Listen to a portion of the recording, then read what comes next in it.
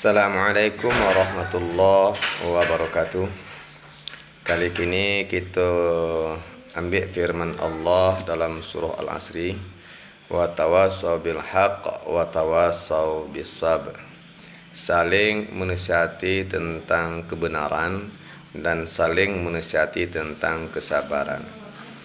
Dalam hal demikian, kita ambil kata ahli hikmah mengatakan, kata hukamat mengatakan, dengan agama hidup akan terarah, dengan teknologi hidup terasa mudah, dengan seni hidup terasa indah. Dan demikian kita ingat balik posisi kita. Kenapa posisi kita? Ada posisi orang itu adalah ahli dalam ilmu tafsir kalau kajian agama. Ada orang tu ahli dalam manggaleh, bergurang panggaleh. Ada ahli dalam ubek-ubek kerja perdukunan. Ada orang tu ahli dalam bidang teknologi. Sehingga keseluruhan itu bisa kita ambil hikmah, bisa kita ambil ilmu. Sesuai kalau Minang mengatakan alam terkembang jadi guru. Tapi sungguh formula itu secara khusus kita harus paham dengan suatu situasi dan kondisi kita. Kita khususnya kita di mana? Kalau khusus kita bidang agama, ya kita jalankanlah agama itu. Tapi sungguh formula itu khusus bidang agama itu tidak akan bisa terfokus. Kenapa tidak bisa terfokus? Keahlian seseorang itu berbeda-beda. Kita cari para sahabat, para tabi'in, atau masuk para mujtahid mutlak seperti Imam Syafi'i, Imam Maliki, Imam Hanbali, dan Imam Hanafi. Termasuk saja seorang ahli hadis, para ahli hadis Sahih Bukhari, Muslim. Dalam sejarahnya Bukhari itu dahulunya adalah mengarah kepada fikih. Tapi kalau tidak cocok dengan fikih, makanya menjadi perawi hadis. Tapi sungguh pemuda itu beliau tetap bermazhab kepada Imam Syafi'i. Nah, jadi artinya bisa di sini kita simpulkan bahwasanya kalau kita bukan ahlul Quran, kita bukan ahlul tafsir, jangan kita mudah mentafsirkan Al-Quran itu menurut analogi atau logika kita. Sebab Al-Quran itu adalah kalam Allah yang kadim, yang tidak mudah dan tidak yang kita cari. Baru kita baca Al-Quran terjemah, kita artikan, kita analogikan, kita paham dengan logika kita, itu bahaya. Lebih baik kita kalau rasa kurang sanggup kita dengan kemampuan Al-Quran itu, berancak kita melalui saja bertaklid sesuai dengan dalil yang qat'i. Contoh kita ambil contoh alif lam mim contohnya. Alif lam mim itu dalam Al-Quran itu termasuk ayat mutasyabihat. Artinya ayat yang tidak boleh diartikan. Itulah makanya para ahli mufassir berhebat Ibnu Katsir, berhebat Imam Sayuti, Imam Ahli, termasuk tafsir Kazan itu mengatakan Allahu a'lamu bi muradihi. Allah yang tahu dengan maksudnya alif lam mim. Di sini nanti dipahami kalau Allah nanti tahu, berarti sini nanti bisa konsep kita pahami bagaimana alif lam mim itu kita logikakan, kita analogikan, malahan kalau kita ahli tariqah. Kita ahli tariqah, sudah tu kita artikan saja alif itu Allah, lam itu tidak, mim itu Muhammad. Hati-hati kita, hati-hati. Sebab apa yang tujuan Allah itu menurunkan Al-Quran itu bahayu. Makanya lebih baik kalau kita bisa diartikan, ya kita artikan. Bisa ditawilkan, kita tawilkan. Kalau tidak boleh, kita tinggalkan saja. Ini digambarkan dalam surah Al-Imran tentang ayat mutasyabihat dan dengan ayat mukammal. Yang kedua kita ambil zalikal kitabu contohnya. Zalika itu kalau dalam bahasa isim isyarah itu artinya itu kata penunjuk itu jauh. Tapi di sini para ulama sepakat mengartikan zalika itu dengan makna hadza. Artinya ini. Sebenarnya kalau yang arti ini itulah hadza untuk laki-laki, hadihi untuk perempuan. Tapi zalika itu diartikan dengan makna hadza. Artinya ini kitab. Jadi kalau diambil kitab di situ tuh ada al-kitab, ada alif lam. Dzalikal kitabu alif lam. Kalau di ilmu tajwid nama alif lam samsiah. Kalau dalam ilmu nusaraf namanya alif lam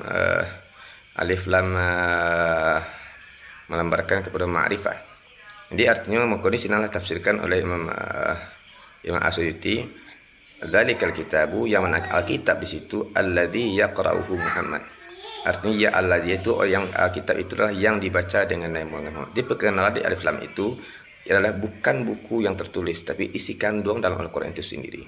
Nah, kita pahami itu zalikal kitabu alif lam itu menunjukkan alif lam ma'rifah untuk pengenalan yang tujuannya adalah untuk mengenal isi bukan buku yang tertulis seperti penerbit yang kini, tapi isi kandung di Al-Quran itu sendiri. Nah, itu yang dikatakan ditafsirkan oleh ahli mufassir, salah satunya Imam Suyuti mengatakan alladzi yaqra'uhu Muhammad. Kitab itu apa? Allazi, yaitu yang dibaca dan dibawa oleh Nabi Muhammad sallallahu alaihi wasallam. La raiba fih. La itu la nafi bagi jenis, tidak jenis keraguan di dalamnya. Fihi, di dalamnya. Apa di dalamnya? Di dalamnya kitab itu yang dibaca, yang dibawa oleh Rasulullah sallallahu alaihi wasallam. Nah, sebagai guna untuk karena hudan. Hudan itu dengan mana isim fa'il, artinya yang memberi petunjuk. Diisi kandung itu memberi petunjuk bagi siapa? Lil muttaqin, bagi orang-orang yang bertakwa. Jadi yang isi kandung Al-Quran itu, isi kandung Al-Quran yang tertulis di kitab itu adalah untuk petunjuk bagi orang-orang yang bertakwa. Apa itu takwa? Kalau dalam Ibnu Mufassir mengatakan imtisalul awamiri wajtinabun nawahi, mengikuti beberapa suruh Allah, menjauhi beberapa larangan Allah. Nah, li huruf kafat atau huruf jar, muttaqin adalah isim fa'il, orang yang bertakwa, artinya orang yang lah mulai berjalan. Lah mulai berjalan di sampingnya baca Al-Quran sebagai tuntunan. Setelah itu berjalan, makna berjalan itu salik bagi orang Sabandiah atau sitarik atau orang ahli berterikat. Lah mulai berjalan, artinya syariat itulah yang jalankan secara pemahaman. Itu yang kami dapat petunjuk sia alladzi, mungkin akan datang alladzina yu'minuna bil ghaib, yaitu orang-orang yang beriman, yakin, percaya sekarang dan akan datang. Bukan sekarang saja, sekarang dan akan datang. Yu'minuna itu adalah isim fi'il mudhari yang punya zaman hal dan istiqbal. Sekarang dan akan datang, bukan sekarang saja, bukan akan datang, tapi sekarang dan akan datang. Kepada apa? Bil ghaibi, dengan yang ghaib. Artinya dengan yang gaib. Nah, kalau kita memahami konsep dengan yang gaib, siapa itu yang gaib? Yang satu hal yang tidak bisa dilihat dengan mata, tidak bisa diperdengarkan dengan telinga, tetapi dan tidak pula dirasakan dengan hati, itu yang gaib. Tetapi apa yang bisa dilihat dengan mata, yang tidak bisa didengar dengan, yang bisa didengar dengan telinga, yang dirasakan dengan hati, dengan kolbu, itu tidak gaib. Siapa itu? Termasuk makhluk Allah yang diciptakan oleh Allah Subhanahu wa taala. Mungkin termasuk para malaikat, iblis alaihi laknah. Nah, kuncinya gaib di situ, keyakinan dan percaya bahwa suatu itu adalah sebagai lambang perjalanan kita dua perkara. Yang pertama, perjalanan kita untuk mencapai kepada Allah itu ada halangan, ada rintangan. Jadi orang yang bertakwa itu yang kunci yang pertama dalam berjalan, orang yang berjalan itu pasti ada halangan dan pasti ada rintangan yang menggaduh, baik mata mencaliak, baik telinga mendengar, baik pikiran yang berpikir, dan ataupun hati yang merasakan. Itu diingatkan oleh Allah, alladzi yuwaswisu fi sudurin nas. Arti orang-orang yang itu yang mewaswas dalam hati manusia itu sendiri.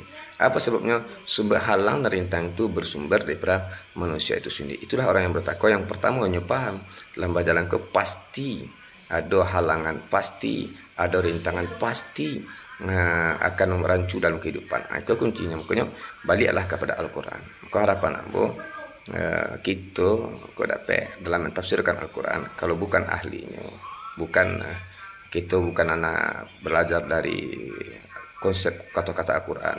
Kita belajar ilmu mantiq, nahwu saraf, kita nak belajar asbabun nuzul. Kau dapat hati-hati dalam menafsirkan Al-Quran. Beko akan nanti berbahaya untuk pengembangan Al-Quran itu sendiri. Sehingga beko salah sorong, salah pakai, salah cocok, akhirnya bahaya. Akhirnya tumbuhlah cocokan. Kalau kerjaan kini cocok lagi. Mungkin itu saja. Assalamualaikum warahmatullahi wabarakatuh.